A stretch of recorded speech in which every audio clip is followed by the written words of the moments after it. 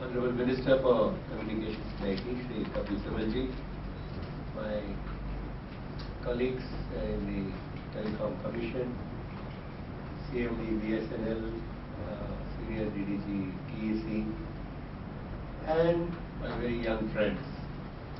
It's always a great pleasure and a delight to meet with the young, bright, aspirational entrants into the premier services in the government. When I see the young faces so full of enthusiasm, so ready to take on the challenges, so vigorous in their desire to make a difference, I think those are the occasions when one feels that these are the people who can bring a lot of good to the country. I was just taking a look at the list of the probationers. I know that all of you represent the cream of the engineering sector from some of the most reputed institutions in the country. And all of you have come into a sector which has already achieved certain milestones and it has done the country proud. So not only do you represent the cream of the engineering talent in the country, but you come into a sector which represents the essence of what this country can achieve. And all of us know that the telecom sector has been a shining example of the kind of progress that this country can achieve. In fact, there is one sector where the achievements in fact even outshine the kind of growth that the economy witnessed in the last few years. While you have come into a sector which has achieved laurels for the country, I must also tell you that you have come in at a time which is in some senses an inflection point for the sector.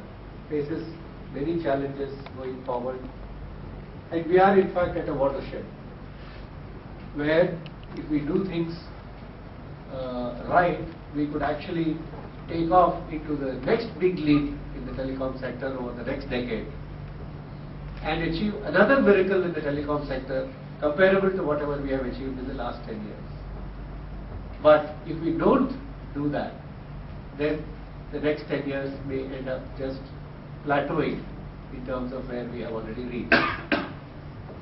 I am referring, of course, to some of the challenges in extending telecom to the rural areas, in extending the coverage to cover broadband, and to bring create a whole ecosystem on broadband and a range of services.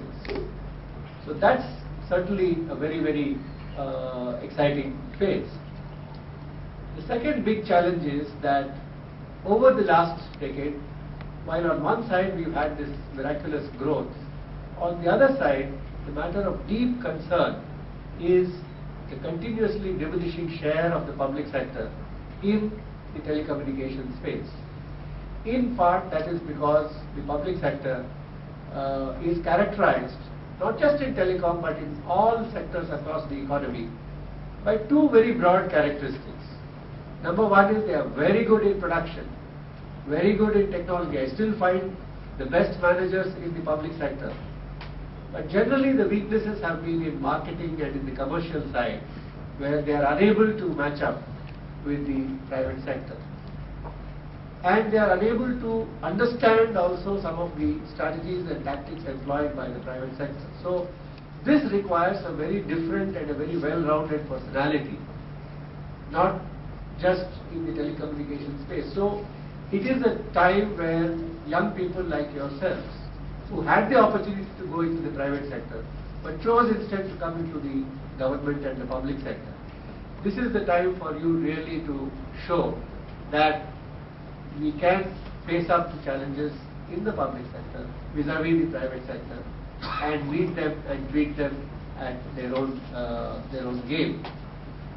The last point I just want to leave you with, and I know all of you are eager to hear the Minister's thoughts and perspectives, but I would like to say, in preparation for this second revolution in the telecom, the new telecom policy has laid out complete framework for this revolution.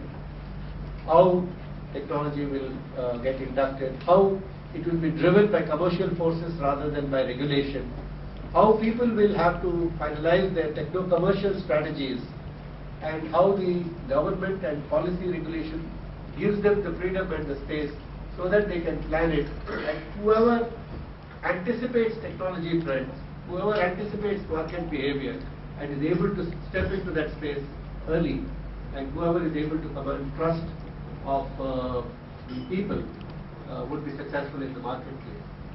So, administering this telecom policy itself has many challenges going forward, and again, even that requires an understanding, not just of technology. In fact, in some ways I would say technology is only one of the issues, but the legal aspects, the commercial aspects, all of these will have to be understood even by those people who are in the government and who are managing this. I'm sure all of you have been reading the newspapers about all the issues which the telecom sector confronts today, and if you read all the fine print, then there are many, many dimensions to this. So I think as you go forward, you will be meeting these challenges. Let me leave it at that, and only at this point wish all of you the very best. You have come at a very, very exciting phase in the history of the telecommunications sector in India, and I envy the opportunity which all of you bright young engineers have, and wish you all the very best in the years to come. And I'm sure you will do the country and the department and the organization proud in the years to come. Thank you.